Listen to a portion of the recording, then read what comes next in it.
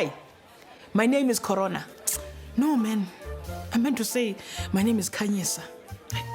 This Corona is all I think about these days. It reminds me of when I used to wish to be a doctor. Because these days I feel like a thug. I never thought I'd walk around wearing a mask all day. No, man. It feels like I'm on my way to rob a bank. Or should I say a bar? Because I can rob anyone here at the bar. Even my customers are in danger. As a doctor, I could rob your medical aid funds and still be called a frontline hero. At least the next doctor I'm about to call is lucky enough to still perform surgeries on a sense of humor. Ladies and gentlemen, Seya!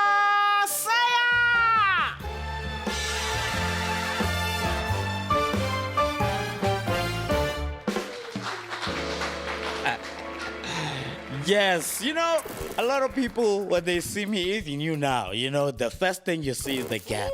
So I'm going to explain the gap. I'm going to explain it very well. This is the diary of the toothless nonsense. It's not easy. It's not easy. This is how I know that people don't know me that well. Because people that don't know me that well, they ask me what happened to your teeth. Then that friendship doesn't last that long. Because people who know me, they never ask me that stupid question. Never. Because this gap has been here for 18 years. 18 years. 18 people. This gap is old, very old. And what I like about it in this era, 2020 and 2021 with the mask, I take the mask off. It's social distancing. I should be the face of regulation. Like, I enjoy having a gap, but there's always disadvantages. There's always disadvantages. Like, I went to a celebration, one of my friend's celebrations. He was celebrating his achievements. We're drinking tequila, and then it was cheers. Ooh, and then he drank the tequila, bah, and we all grabbed lemons. I grabbed the lemon, and I was like, yo, I forgot. The lemon came out the way it came in. Unharmed, people, unharmed. I had to give it to a brother next to me. Execute, boy. Execute, help a brother out. It's not easy at all to have the gap, because when I go to funerals, only thing that's being served there is apples. They don't think about us. They don't think at all about toothless people. When are they serving bananas? There's more fruits out there that God gave us. Give us bananas, people. There must be options, because now you must look and hide away to make your first bite. No. Bring bananas back on. That's why we love soft things, as the toothless kind. I love cheese, man. I love cheese a lot, but I don't like saying cheese when I'm taking a picture. Let's just take a picture. Let me close my mouth when I'm taking a picture. Yeah. That's why I don't like going out and eating out with a group of people, because after eating, there's that phase of the toothpick. And every time I grab the toothpick, people are looking at me. What is he going to do? And then I put it back down.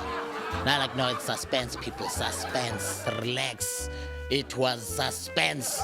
But I need to be paid for the gap. I need to be paid, people. Like, all those toothpaste companies, they should make me the brand ambassador. I would go to schools, primary schools, telling kids to brush their teeth, because I feel like the best motivators, for example, are like people coming from jail, telling people, no, I've been to jail, don't go to jail, focus on your life. Exactly. So the great guy to be a brand ambassador for toothpaste, ta-da, it's me.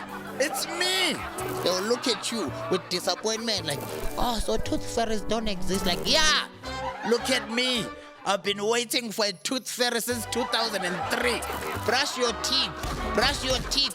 And I know kids are rude. Kids will look at me and say, okay, we'll brush our teeth. What are you going to brush? I'm going to brush my shoes.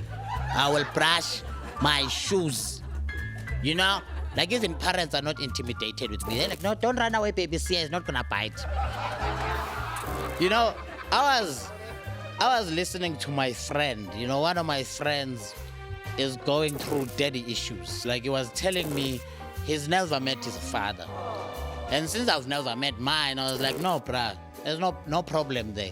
I was like, no, Seya, He's like, no, he has a lot of money and I don't care about his money. I don't want his money. I'll be my own man. I'm like, good for you, boy. Good for you. But because I was curious, I was like, what does your father do? He was like, no, my father is a dentist. I was like, hey, we must look for your father. We must look for your father. I need your father better than you. Yeah. As you can see, he still doesn't want to see his father. Still stubborn as hell. Yes, sis. But it's not all negative. It's not all just tears, just apples and hard things to bite. No. You know when couples say to each other, my better half, when they call each other, this is my better half. When I say it, I mean it. My partner really is my better half because she has more teeth than me. She bites the lemon. Wow, that was romantic. During sex, people, during sex, I don't know if I should say this thing. During sex, when I'm busy with the foreplay, unlike people who have teeth, I don't bite them. I don't bite it at all. I go down there, it's tongue and gums. I just go down there and go. I come out looking like a brand ambassador for Condens. Seya, that's my time. Hey, that was a great operation. A round of applause to this funny health worker of laughter. I thought I should make things clear. I may be at a bar right now, but I've been sober for 30 days. Well, not consecutively, but a day here and there over the years, and still counting. Known for his magical prostate exams, here's the funny, the hilarious Dr. Koch. South Africa, corruption is out of control. You have to bribe a car guard just to use a parking bay. Even the letters in the word Supreme Court have been stolen. It says Supreme Court. Supreme Court. If you want justice, come to the supremecourt.co. I don't freaking know. The Gauteng Department of Education allegedly spent 470 million rand sanitizing schools. What are they sanitizing the schools with? Johnny Walker Blue? We had PPE corruption. PPE stopped people from dying. Who sees people dying and goes, wow, just think of the opportunities. We're going to make a killing. In South Africa, you can bribe a cop with a bag of chips. Our cops see upholding the law as less important than snacks, and they settle for knickknacks, the cheapest chips you can buy. I mean, if you had Pringles, you could be president. I just bought Limpopo. With what? A samosa. And it's not just cops. A cabinet minister was bribed with frozen chicken. Frozen chicken. If you're going to sell out the revolution, at least ask for Nando's. The biggest corporate scam in South African history, Steinhoff. Planned by a guy called Marcus Jooste. Do you know what Marcus Jooste actually stole? No, you don't. That's how corrupt he is. You don't even know what shit got taken. Allegedly, because puppets can't get sued, but the hand in my ass can. Jacob Zuma had 783 charges against him before he even became president. We still elected him. We were like, wow, 783 charges. At least he knows how to get things done. You need a diary and a PA to pull off 783 charges. Now we have load shedding because of dodgy coal deals Jacob Zuma's friends did. Jacob Zuma fucked up so hard, we have to turn the whole country off in stages. And he didn't do it alone. Huge accounting firms like KPMG, Deloitte, and McKinsey helped him do it, allegedly. Do you know how much money you have to steal that you need an accountant to help you plan it? To find out how much you stole, you need a spreadsheet and a meeting. Jacob Zuma stole so much, Excel is one of his accomplices. Allegedly. The ANC is so broken, you can't win their internal elections unless you give out cash in brown paper envelopes.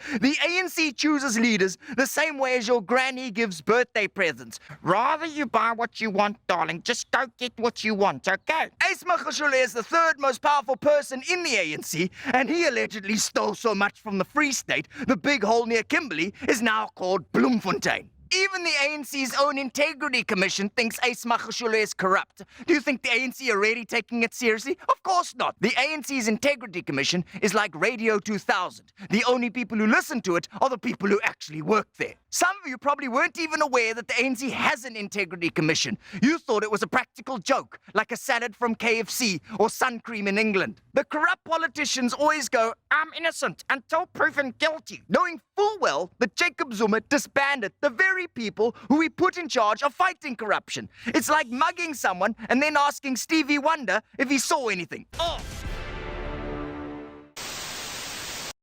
Welcome back, folks, as we still continue with comedy. Comedy works for me, of course it does.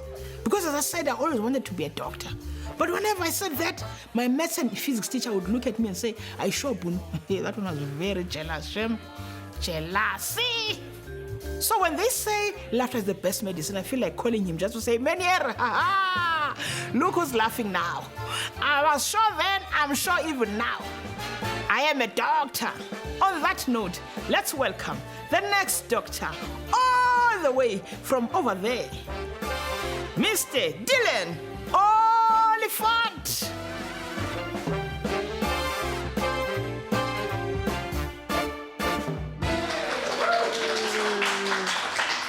Thank you. Hello, my name is Dillan Oliphant. I hope this goes well. Because I have been doing some rough gigs. I did a gig with Skalk Bezuiden out in Vicksburg, Free State. 100% white audience. I know, right? Where's the EFF when you need them? It was a rough gig. Every time a joke didn't work, I just screamed out, "Stop the farm murders!" Know your audience. One murder I am scared of is COVID-19. I am scared of COVID-19, but a lot of people don't take it seriously. A 9-year-old boy tried to take my hand out of there. I was like, "No, I must do the tab. He went, "Do you believe in COVID or Jesus?" I didn't know those were the options. I believe in Jesus. I'm not gangster. I'm not thug. I know just because I'm from Eldorado Park, people always expect me to be gangster. Like we could be walking into a party and my friends would be like, "Brah, did you see how that man look at you?" And I'm like, "Yeah." "Are you gonna let him look at you like that?" I'm like, "Yeah." He's got a lazy eye. We call him Forrest. I am not thug, man. I'm not gangster at all. I am scared of COVID. I love my granny. I'm scared of COVID. I've got a granny who's 87 years old and I don't want my granny to die. She's too young. She's still got a whole life ahead of her. Grannies are so precious and racist, but mostly precious. Grannies will love you to a fault. My granny let my cousin sleep over at the house even though she knew the police was looking for him. That night I went to bed with the DVD player. DVD players are cold when they're unplugged. Woke up the next morning without the DVD player. I was angry, but my granny wasn't even upset. She was just happy the geezer was still there. Nothing can defeat a granny. Our grannies took the lemons that are townships and made lemonades. Without them it would just be AIDS. If black and brown grannies don't make it into heaven, then no one should be allowed into heaven. Then we should just cancel God. Yeah, another straight white man bites the dust. Black and brown grannies did not get an easy life on earth. They deserve better in the afterlife. I want to get to heaven and see all the black and brown grannies enjoying the milk and honey without having to worry about diabetes. No one's gonna cut off their wings if they have too much of it. Our grannies are not gonna be cleaners and servants in heaven. They deserve better, all of them, even the ones who watch videos on their phones full blast while you're trying to watch TV. I love my granny and I don't want my granny to die. At least not now, but she's at that age where she wants to die. She always tells us, "It's my time, it's my time." And I'm like, "Granny, you don't even know the time." She called us all in the other day to tell us. She was like, "Dillan." I was like, "Granny, that's Janine. I'm on the other side of the room." She turned to me and she was like, "Janine, it's time. It's time to go meet your grandfather. I was like, Granny, no, there are still good men on earth. Somebody get Granny on Tinder. I know she's weak, so I'll do the swiping. Uncle Gerald next door has a hearing aid. He's a good listener. Women love a good listener. I bought this girl I like a book titled The Subtle Art of Not Giving a Fuck. I haven't spoken to her since.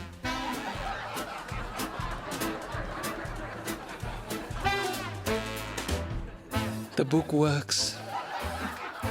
Dating is hard when you're sober, man. I don't drink, but I go out with people who drink. And people who drink think that you drink Coke like they drink beer.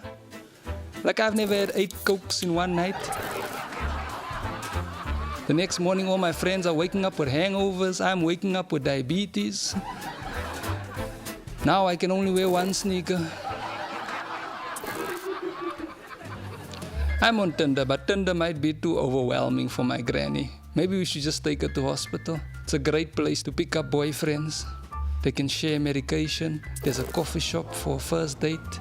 If things get heated, there are beds available. I'm not a fan of hospitals. I don't think anybody's a fan of hospitals, but me personally, I'm not a fan of hospitals. I got rushed to hospital with food poisoning. Food poisoning, if you've never had it, I'll explain it to you. Food poisoning is like apartheid in your stomach. There's a lot of separation and some forced removals. I got rushed to Baragwana Hospital. It's a government hospital, so that's where the rushing stopped. I was in pain. There was an Afrikaner uncle right next to me. He was even in more pain. He was there trying to get a nurse's attention. You know when he's trying to get a nurse's attention? He was there like, "Oeh, Yara, help me. Die pijn. Hilda.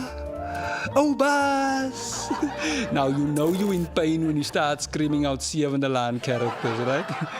And I was in pain too. I thought this Afrikaner uncle just doesn't know his audience. So I started screaming out Generations actors. I was there like, "Tau Mukhale, Queen Moroka." Still no assistance. They were Movango fans. 13 hours in that waiting room. No assistance. Eventually the pain subsided. So I left. Government hospitals are proof that time heals everything. Thank you very much. My name is Oliphant. We're coming to the end of the show now. You can see I'm tired, been working, eh? So as we come to the end of the show, I wanted to sing for you End of the Men, Rose 2.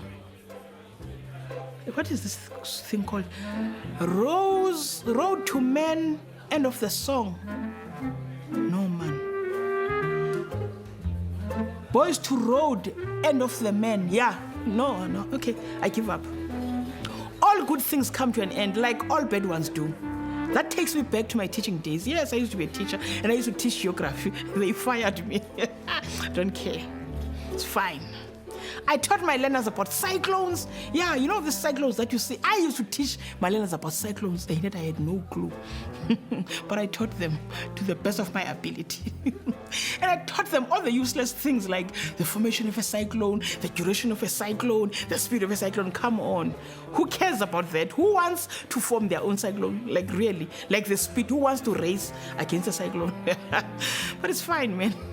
None of my learners harbored ambitions of forming their own cyclone. And all I should have taught them, like, what do you do when you see a cyclone? You run. Otherwise, it's going to throw you at the end of the ocean.